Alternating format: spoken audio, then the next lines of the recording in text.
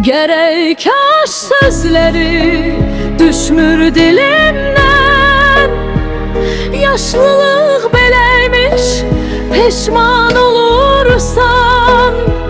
Bir vaxtlar gürürdü birinci gelen, indi həqiqətlərdən agah olursan. Gerek aşk sözleri düşmür dilimden.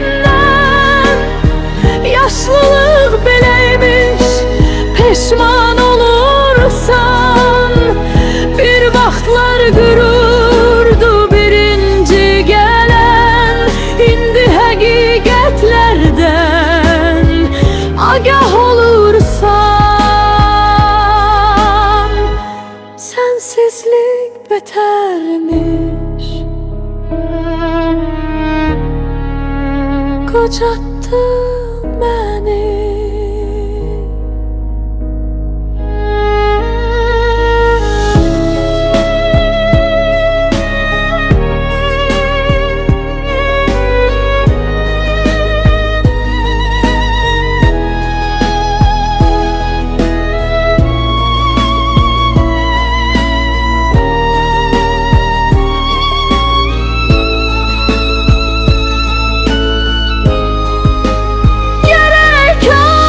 Sözleri düşmür dilimden.